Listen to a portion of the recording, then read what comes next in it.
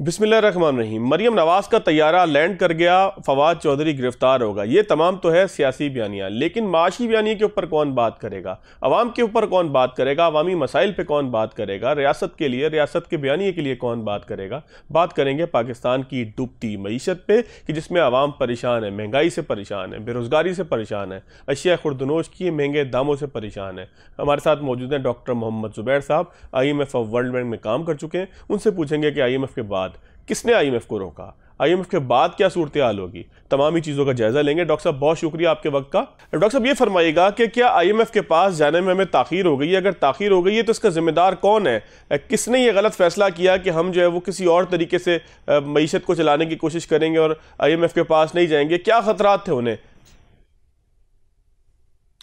जी देखिए, मईशत को चलाने के लिए जो इक़दामात की ज़रूरत थी वो पाकिस्तान ने ख़ुद ही करने हैं, लेकिन ये लोग उससे बचने के लिए कोशिश ये कर रहे थे कि कहीं से इनको कर्ज़े मिल जाएं और कर्ज़ों के ज़ोर से इस मईशत को कुछ चंद महीनों के लिए चलाएं जब तक इलेक्शन का वक्त नहीं आता। और इस दौरान में इन्होंने जो ख़र्चे करने हैं वो सिर्फ़ इलेक्शन को सामने रख कर किए हैं, अपने ज़ाती जो पार्टी के मुफाद हैं उसको सामने रख कर किए हैं। और ये चीज़ें अब सामने आ रही हैं। ये IMF के पास जब ताख़ीर से गए हैं, इससे इनको ये एक मौका मिल गया कि इन्होंने इतने अखराजात कर दिए जो कभी भी IMF के प्रोग्राम के तहत ना कर सकते। अब जो भी बातें सामने आ रही हैं तो ये तो साफ नज़र आ रहा है कि ये ताख़ीर इसलिए की गई कि ये बेतहाशा बेलगाम अखराजात करें और इसका जो बोझ होगा वो अब IMF के शराइत के ज़रिए अवाम पर आएगा, मईशत पर आएगा और सारे मुल्क को ये ले डूबेगा। अच्छा डॉक्टर साहब, आपने एक बात की, डॉक्टर साहब आपने अभी एक बात की कि जी इनके जहन में ये था कि शायद दोस्त ममालिक मदद को आ जाएंगे या कहीं और से पैसे मिल जाएंगे, IMF के पास हमें शायद ना जाना पड़े। तो क्या मौजूदा माशी निज़ाम जो है उसके अंदर ये पॉसिबल है कि IMF को आप बाईपास करके लोगों से कर्ज ले लें? क्योंकि अब तो सऊदी अरब भी कहता है कि आप बताएं कि इस्लाहात कब करेंगे।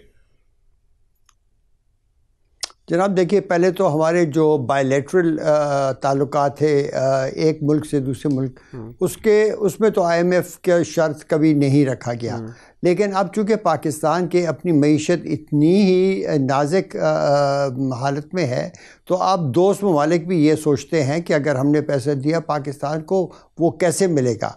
और मेरे ख़्याल में तो ये उन्होंने अगर ये शर्त रखी भी है कि IMF से आप अपने जो इकनॉमिक प्रोग्राम है उसकी मंजूरी लेकर हमारे पास आए, उसमें पाकिस्तान का फ़ायदा है।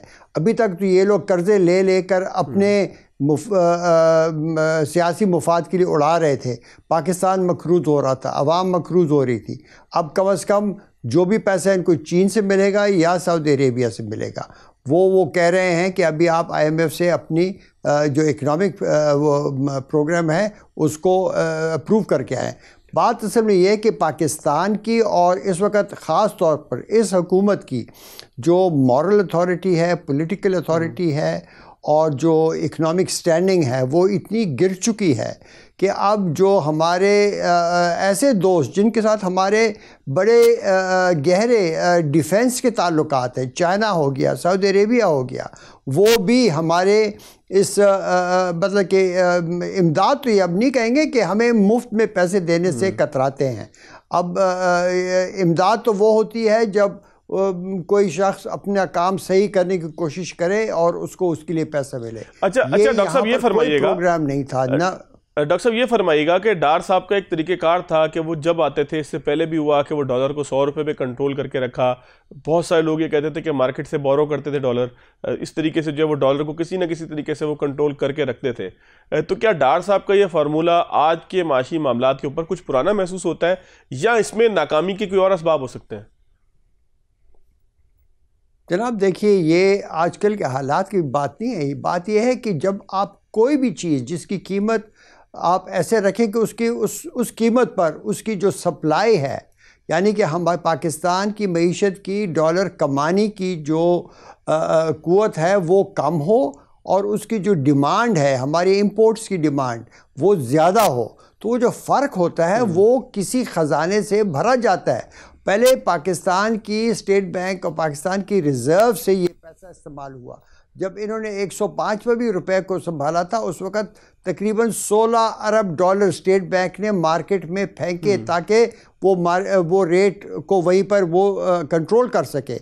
अब इस दफ़ा चूँकि रिजर्व में पैसा ही नहीं, तो ये गेम देर तक नहीं खेल सके। अब भी उन्होंने कुछ हद तक खेली, लेकिन वो एक और तरीके से खेली। वो क्या किया कि इंपोर्ट्स को बंद कर दिया। जब आपने एलसी सारी बंद कर दी, मईशत बंद कर दी, कारखाने बंद कर दिए, बेरोज़गारी हो गई, महंगाई हो गई, तो इन्होंने ये सब गेमें खेली ताकि डॉलर सस्ता रहे। लेकिन उसके ज़रिए क्या क्या होता रहा है, कैपिटल फ़्लाइट हुई है, ये ख़ुद मानते हैं और बदनाम औरों को करते हैं कि वो पैसे ले गए। किसको पता है कौन यहाँ से पैसे ले गया है? क्या यहाँ पर जो हराम का कमाया हुआ पैसा है वो पाकिस्तान से डॉलर भगा के ले जा रहे हैं कि कौन लेके जा रहा है? ये डॉलर को ज़बरदस्ती सस्ता रखना जो है, ये पाकिस्तान की मईशत के लिए अच्छा नहीं था। इसलिए हमने देखा कि पिछले 2-4 दिनों में डॉलर कितनी तेज़ी से ऊपर चढ़ा और उसने सारी जो ट्रेड है उसको हिला कर रख दिया। मेरे ख़्याल में जब तक ये एलसीज़ का बैकलॉग रहेगा, ये तेज़ी से ही चढ़ता जाएगा। लेकिन जब वो बैकलॉग ख़त्म भी हो जाए, ये डॉलर की जो परवाज़ है ये चलती रहेगी, शायद कम रेट पर चले। ये पाकिस्तान का IMF का प्रोग्राम भी इसका हल नहीं है। इसका हल पाकिस्तान की अपनी एक ऐसी इकनॉमिक पॉलिसी जो यहाँ के प्रोफेशनल्स बनाए, जो सियासत को एक साइड पर रख कर पाकिस्तान के मुफाद को सामने रखे। देखिए, ये मैक्रो इकनॉमिक जो है, इसमें monetary, fiscal, external policy, exchange rate policy और हमारी डेट की जो मैनेजमेंट है, ये तमाम इकट्ठी की जाती हैं। इसके लिए महारत न एक पार्टी के पास है न दूसरी पार्टी के पास है। मैं इसलिए चंद दिनों से बार बार मैं कह रहा हूँ, ये यहाँ पर कोई टेक्नोक्रेटिक गवर्नमेंट की मैं बात बिल्कुल नहीं कर रहा। ये मैं कर रहा हूँ एक प्रोफेशनल इकनॉमिक टीम की, वो जिस हालत में हो, किसी भी हुकूमत के साथ पड़ता है कि इस वक्त ये किसी की हुकूमत के। लेकिन ये देखें, असलियत क्या है? असल में बात यह है कि अभी तक PTI वही पुराने लोगों को आगे लेकर आ रही है। शौकत तरीन साहब जिसने पहले NFC का अवार्ड किया था, जिससे फेडरेशन तबाह हो गई, अब उन्होंने स्टेट बैंक एक्ट की मंजूरी करवाई, ऐसे बड़े बड़े गलत फैसले किए। देखिए, वो बैंकर है। बैंकर में, अकाउंटेंट में और इकोनॉमिस्ट में बहुत फ़र्क होता है। अभी तक हमारे हुक्मरानों का को इस बात की समझ नहीं है। इकोनॉमिक्स में भी बड़े मुख्तलिफ किस्म की महारत होती है। आपको पता है कि अच्छा डॉक्टर साहब, एक सवाल आ गया, आपकी गुफ्तगू से एक सवाल आ गया। पहले हमने बैंकर देखा शौकत तरीन साहब, फिर हमने अकाउंटेंट देखा इसहाक डार साहब, बीच में एक इकोनॉमिस्ट आया था मिफ्ता इस्माइल साहब। इन तीनों का जो मईशत चलाने का तरीका था, आपको ज़्यादा बेहतर किसका लगा? ये देखें, मैं तो इनमें से किसी को बेहतर नहीं कहूँगा, इसलिए कि सब ने गलतियाँ की। मिफ्ता जो आए वो तो सिर्फ उनका एक ही ऑब्जेक्टिव था कि जो IMF कह रहा है उसके ऊपर वो दस्तखत किए जा रहे हैं।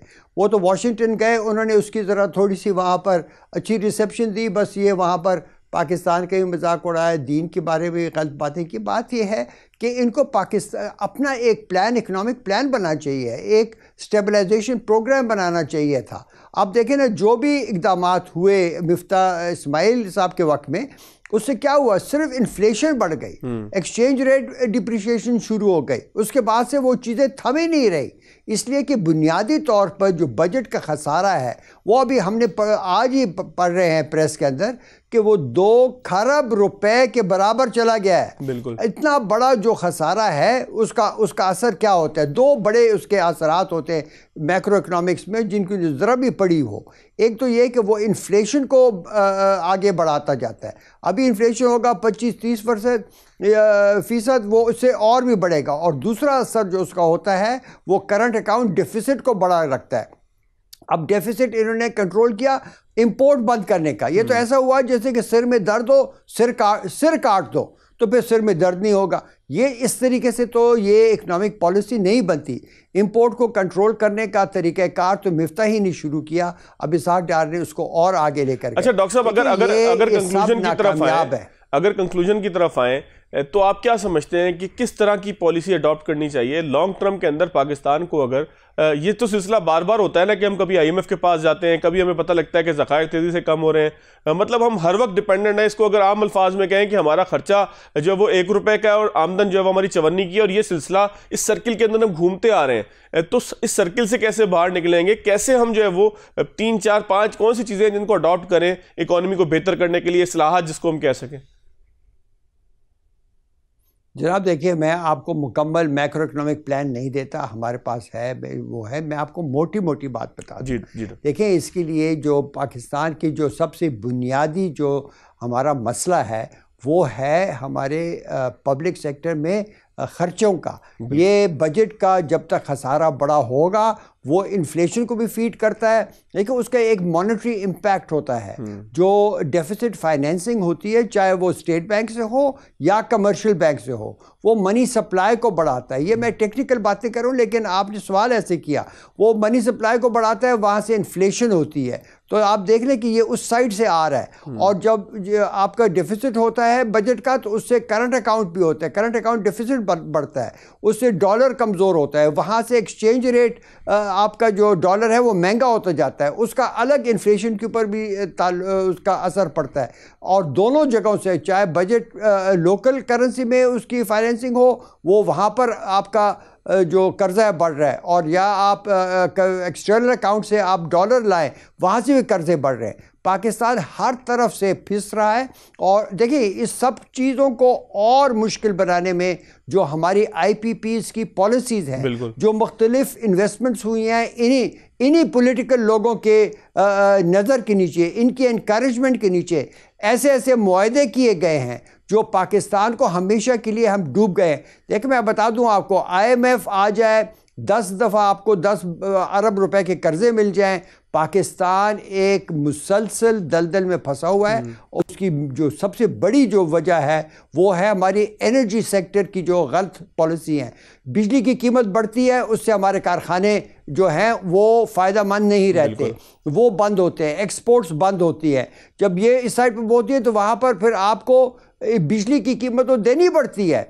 ऐसे एग्रीमेंट किए चाहे आप बिजली उठाएं या ना उठाएं। लेकिन मैं आपको एक बड़ी हैरत अंगेज़ बात बताऊं, पाकिस्तान की 75% जो बिजली की पैदावार की जो कैपेसिटी है वो हमने की हुई है कैपेसिटी पेमेंट पर। चाहे पाकिस्तान उसको ख़रीदे या ना ख़रीदे, उसका बोझ अवाम पर, आपके बिलों में है, इन गरीब लोगों के बिलों में है। और उससे बड़ा जो जुर्म है वो ये है कि वो सारी बिजली हम उनसे बनवाते ही नहीं, वो बनाते हैं सिर्फ कोई 100 में से 40% वो बिजली बनाते हैं उसके, और मगर हम पैसे देते हैं 100 के आखिर, और लोगों पर लोड शेडिंग भी। अच्छा, और वो क्यों नहीं करते? इसलिए कि उन्होंने वो जनरेशन कैपेसिटी बनाई हुई है इंपोर्टेड फ्यूल के ऊपर, बाहर से आने। जब डॉलर ही नहीं है तो आप फर्नेस ऑयल कहाँ से लेंगे? आप देख रहे हैं ना किस तरीके से हम झकड़े हुए हैं। इन सब चीज़ों को सामने लाने वाला कोई इसलिए नहीं है कि सियासतदानों के इन्हीं IPPs के साथ गहरे ताल्लुकात हैं, इन्हीं के साथ शेयर होल्डिंग है, इन्हीं के साथ इनकी ओनरशिप है, हर कैबिना में इन लोगों के लोग बैठे हुए हैं। ये खुदा की, और इससे पहले जब उनको ये मराद दिए थे, अब कोई सबूत तो सामने नहीं है, लेकिन आप सोचिए कि ऐसे मराद देना IPPs को जो चाहे वो पाकिस्तानी IPPs थी या बैरूनी, उनको ऐसे मराद देना, ये कौन देगा जब तक उनको उनके जेब ना किसी ने गर्म की। बिल्कुल ठीक है, बिल्कुल ठीक है डॉक्टर साहब, वक्त डूब मारे हैं। बहुत बहुत शुक्रिया डॉक्टर साहब आपका। बिल्कुल आपकी बात दुरुस्त है कि हम दायरों के अंदर घूम रहे हैं, जब तक दायरों से घूमेंगे, दायरों से निकलेंगे नहीं, उस वक्त तक मामलात हालात बेहतर नहीं होंगे। एक ब्रेक लेंगे, ब्रेक के बाद आगे की तरफ चलेंगे। ब्रेक के बाद खुश आमदीद। डॉक्टर साहब, अगर डॉलर जो है वो कंट्रोल स्टेट बैंक ने करना था तो स्टेट बैंक तो खुद मुख्तार था, तो डार साहब का फिर क्या कसूर है? नहीं, देखिए, कसूर किसका है ये तो जो है ना, आप पहले फैक्ट्स को में हमें जाना पड़ेगा। देखिए, रुपए की कदर जो गिरी है उसका एक बहुत बड़ा ताल्लुक इससे कि आपके रिजर्व्स गिरे पहले, तो कुव्वत खत्म हो गई स्टेट बैंक की। तो पहले मैं आपको ये बता दूं कि 28 फरवरी 2022 को जब इमरान खान साहब ने मुआहदा तोड़ा था, उस वक्त हमारे जो रिजर्व थे वो थे 12.4 अरब डॉलर, और उसके एक महीना और एक हफ्ता यानी 5 हफ्तों के दौरान स्टेट बैंक के मुताबिक उसमें कमी हुई 5.5 अरब डॉलर की। ठीक है। तो ये, लेकिन इसके बाद 10 महीने में जो कमी हुई है वो कमी हुई है तकरीबन 7.2 अरब डॉलर। यानी इमरान खान साहब के दौर में मुआहदा तोड़ने के बाद 5 हफ्ते में जो कमी हुई 5.5 अरब डॉलर की, उसके मुकाबले में 10 महीने में जो है वो सिर्फ कमी हुई है, जो मैंने आपको बता दिया कि वो 7.7 अरब डॉलर की 10 महीने में। इसका मतलब ये था कि वो जो तबाही बर्बादी हुई थी उसका ये कंटिन्यूएशन है, लेकिन ये मौजूदा हुकूमत भी उसको सट्टेबाजी को रोकने में और हुंडे वाले को रोकने में नाकाम रही, और IMF के साथ मुज़ाकरात में गैर ज़रूरी ताख़ीर की गई, जिसकी वजह से तबाही बर्बादी आई। लेकिन चूंकि डॉक्टर साहब किस आसरे में इन्होंने जो है वो मुज़ाकरात का रास्ता जो है वो ना लेने का फैसला किया था, किसका आसरा था? जी देखिए, मैं आपको बता दूं, वही मैं बता रहा था कि 27 सितंबर को जब चार्ज लिया था इसहाक डार साहब ने, तो ये बात रोज़े रोशन की तरह आया थी कि IMF 1 इंच भी हिलने के लिए तैयार नहीं है। मिफ्ता साहब के ज़माने में मैं आपको बताऊं कि 1700 अरब रुपए के टैक्स लगा के किस्त ली गई थी, और कई महीने तक हमें जो है इंतज़ार करना पड़ा था, मुज़ाकरात फेल होते रहे थे। तो डार साहब को ये चाहिए था कि जब वो तशरीफ़ लाए थे तो उनको ये चाहिए था कि काबीना को बता देते कि जी मईशत तबाह हाल है। इमरान खान साहब के दौर में तबाह हुई, इस दौर में रिजर्व गिर गए, फिर मिफ्ता साहब के दौर में मजीद रिजर्व गिरे और रुपए की कदर भी गिरी। तो अब कोई रास्ता हमारे पास नहीं है कि हम इस बजाय इसके कि बहस से मुबाहिसा करके वक्त ज़ाय करें या अवाम पर टैक्स, जितना जितना हम ताख़ीर करेंगे उतना IMF के प्रोग्राम सख्त होती चली जाएंगी, और मईशत में इतना दम नहीं है कि IMF के कर्जे के बगैर चल सके, क्योंकि ना सऊदी अरब उसके बगैर आपको हेल्प कर रहा था, ना UAE कर रहा था, ना कोई और कर रहा था। तो ये चीज़ मेरे हिसाब से उनको 10 अक्टूबर तक कर लेनी चाहिए थी। अगर वो 10 अक्टूबर तक ये शराइत मान लेते तो शायद हमारा जो है ना 220 रुपए के करीब डॉलर होता, और उसके बाद जब पैसे मिलते तो डार साहब जो कहते थे मैं 200 रुपए से नीचे ले आऊंगा, वो हो सकता था। अच्छा डॉक्टर साहब ये फरमाइएगा कि स्टॉक मार्केट में कौन इन्वेस्ट करेगा जब शरह सूद 17% तक होगी? तो पाकिस्तान के अंदर तो फिर स्टॉक मार्केट एक इमारत की सूरत में रह जाएगी अब मजीद। देखिए, मसला हमारा स्टॉक एक्सचेंज का नहीं है, हमारा मसला है सनत का, तिजारत का, बरामदात का। ये बहुत सेकेंडरी चीज है जो आप बात कर रहे हैं। असल चीज ये है कि सनतों का पहिया चले, बरामदात हो, तिजारत सरगर्मियां हो, तब आम आदमी महंगाई कम हो। ये हमारा मसला था, और जब ये बेहतर होगा तो स्टॉक एक्सचेंज जो है खुद ब खुद ठीक हो जाएगा। तो मेरा अपना कहना ये था कि हमें अपना डिस्काउंट रेट, चूंकि महंगाई इतनी बढ़ गई तो आपको डिस्काउंट रेट हमने 17% कर दिया है। हमारी महंगाई है 24.5%। लेकिन मैं आपको ये बताऊं कि अब हुकूमत को जो सिर जोड़ के बैठना चाहिए, सियासतदानों को भी, इदारों को भी, स्टेट बैंक को भी, FBR को भी, और शायद सलामती कौंसिल के जो मेंबरान हैं जिसमें अफवाज पाकिस्तान भी शामिल हैं, वो ये सोचें कि भारत में महंगाई 6% है, बांग्लादेश में 9% है, तो इस्लामी जमहूरिया पाकिस्तान में 24.5 क्यों है, जबकि ये आगे 32% पे जाने वाली है। इसका जब तक हल तलाश नहीं करेंगे, इल्जाम तराशी हम एक दूसरे पे करते रहेंगे, ये मसले का हल नहीं है। तो डॉक्टर साहब मसले का फिर हल क्या है? मैं हल आपको बता देता हूं, लेकिन हल बताने से पहले मैं आपको एक जुमला ये जरूर कहूंगा कि अगर इस हल के अलावा कोई भी और हल लाते हैं तो वो अपने आप को धोखा देंगे, कौम को धोखा देंगे, अपने जौहरी प्रोग्राम को खतरे में डालेंगे। इसके अलावा कोई हल इस वक्त मौजूद नहीं है। ये हमें बिल्कुल, ये हल्फिया मैं आपको बता रहा हूँ, कोई नहीं हो सकता। सिर्फ आप कर्जे लेके अपने आप को मजीद फंसाएंगे। वो हल्फ मैं आपको बता देता हूँ वो क्या है। पहला तरीका यह है कि फौरी तौर पर आप एक कौमी सलामती कमेटी का इजलास तलब करें, जिसमें हुकूमत के नुमाइंदे होंगे, तीनों फौज के नुमाइंदे होते हैं जो मेंबर हैं कौमी सलामती कमेटी के, उसको एक्सटेंड करें, और हर वो पार्टी जिसकी सेनेट में एक से ज्यादा नशिस्त है, यानी तहरीक इंसाफ को भी आप ले लें, अगर वो वहां से इस्तीफे मंजूर हो गए, वो आप उन सबको दावत दें कि मीटिंग में तशरीफ लाएं। लेकिन वहां पे बहस और मुबाहिसा बिल्कुल नहीं होगा, न इल्जाम तराशी होगी, सबको सब पता है। वहां सिर्फ ये बात होगी कि 3 बड़ी पार्टियां जो इस वक्त हैं पाकिस्तान में, उनके इंतखाबी मंशूर में जो, जिसकी बुनियाद पे वो तीनों इलेक्शन जीते हैं माजी में, जो टैक्स के लिए उन्होंने कहा है, वो उसका एक हलफनामा बना गया आज।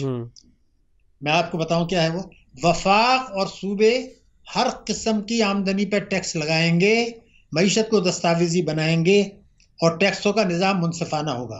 इसका मतलब ये है उस हलफनामे में ये लिख दिया जाए कि जनाब हर वो आदमी जिसकी 10 लाख रुपए सालाने से ज्यादा आमदनी है उसको पर टैक्स लगाया जाएगा, वफाक भी और सूबे भी। नंबर 1।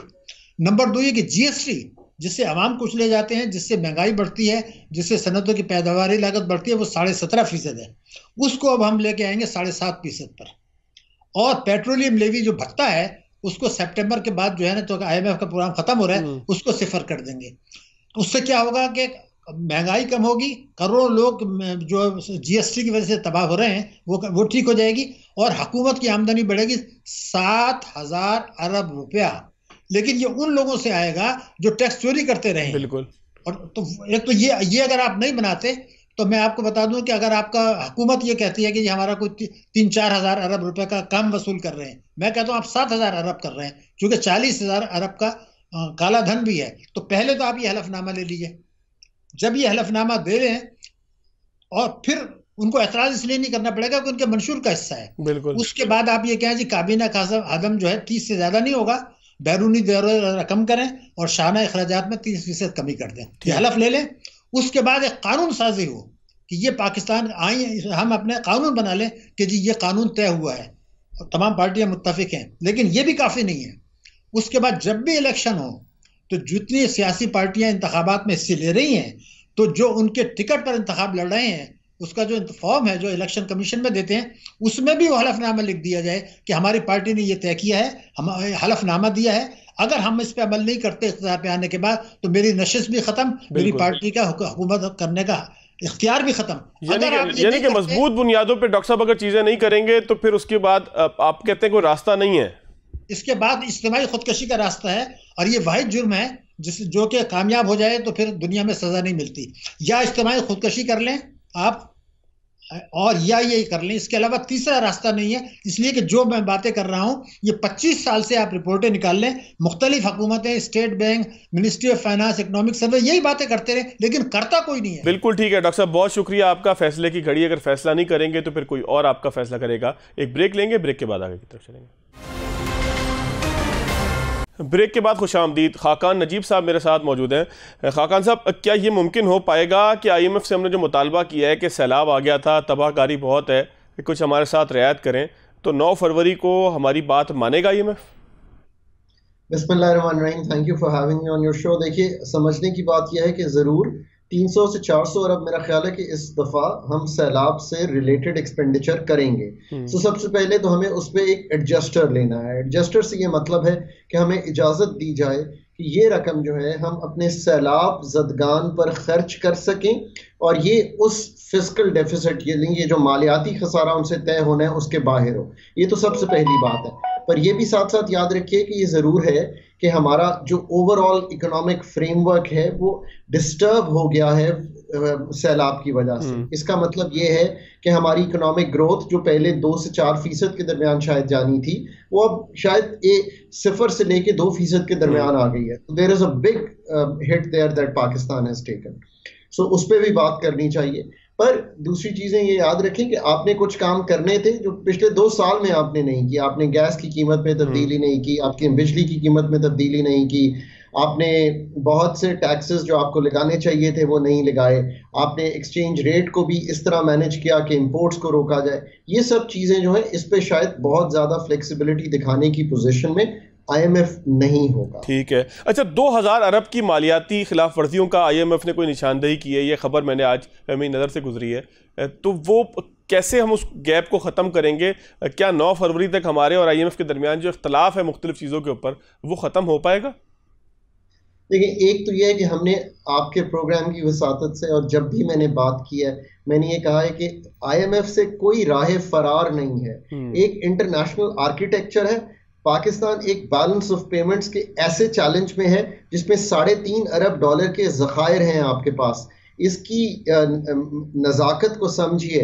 पाकिस्तान ने अपनी ज़िंदगी में कभी ऐसी चीज़ फेस नहीं की जो आज कर रहा है। और ये मैं मतलब एक तालिब इल्म होने के इकोनॉमिक्स का पिछले 20-25 साल से पाकिस्तान की इकॉनमी को देख रहा हूँ। ओवर ए डेकेड मैंने काम किया इस इकॉनमी में।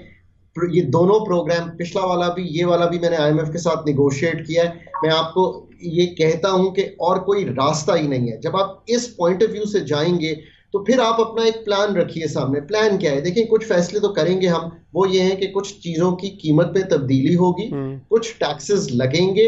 अब ये जो 2000 अरब है, इस पे भी देख लेते हैं ये क्यों आ रहा है। एक तो आपका जो इंटरेस्ट पेएबल है, मार्कअप जो है, वो हमने 3950 अरब रखा हुआ है बजट में।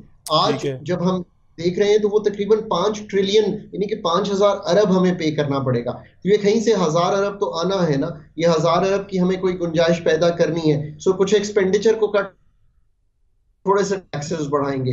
फिर आपने एक पेट्रोलियम डेवलपमेंट लेवी उनके साथ तय की हुई है 850 अरब रुपए की। अब इसमें भी चूंकि हमने पेट्रोलियम की मद में ये कंप्लीटली नहीं लगाई, चलें ये भी अंडरस्टैंडेबल है, तो हो सकता है 850 की बजाय ये हम उनसे 600 के करीब तय करें, तो इसको भी तय कर लेंगे।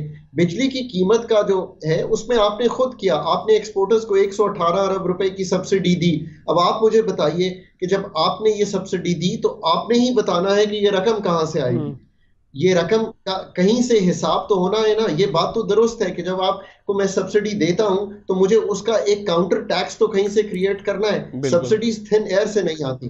फिर आपने एक एफपीए का मतलब है कि फ्यूल प्राइस एडजस्टमेंट 200 तक के यूनिट्स को पास ऑन नहीं होने दी, वो तकरीबन 65 से 70 अरब है, उसका भी आपने कहीं से क्रिएट करना है। फिर कुछ टैक्स शॉर्टफॉल है। सो बैठ के आईएमएफ से ये तय कर ले। अब जो मरहला है ना, और ये मैं चूंकि पहला प्रोग्राम कर रहा हूँ स्पेशली ऑन दिस थिंग, तो मैं ये कहता हूँ कि ये दोनों प्रोग्राम्स को पाकिस्तान को हेल्प करने के बाद कि अब कॉम्पिटेंस ऑफ द टीम जो है वो सामने आएगी, competence of the dealing team जो है वो सामने आएगी कि क्या वो उनके साथ ऐसा प्रोग्राम पेश कर सकते हैं जो पाकिस्तान की भी बका में हो, जो हमारे कमाने वाले हैं उनको प्रोटेक्ट कर सके, और जो पावर्टी में 30 से 40% पाकिस्तान है उसको प्रोटेक्ट कर सके और बोझ डाल सके। डॉक्टर साहब कुछ 4-5-6 बड़ी चीजें कौन सी हो सकती हैं कि जिस प्रोग्राम का तस्करा आप कर रहे हैं कि जिसके नतीजे में बहुत ज्यादा किसी के ऊपर बोझ नहीं पड़ेगा, बहुत ज्यादा गरीब आदमी की कमर नहीं टूटेगी, वो 3-4-5 चीजें कौन सी हो सकती हैं कि जो कॉम्पिटेंसी के नतीजे में सामने आ सके?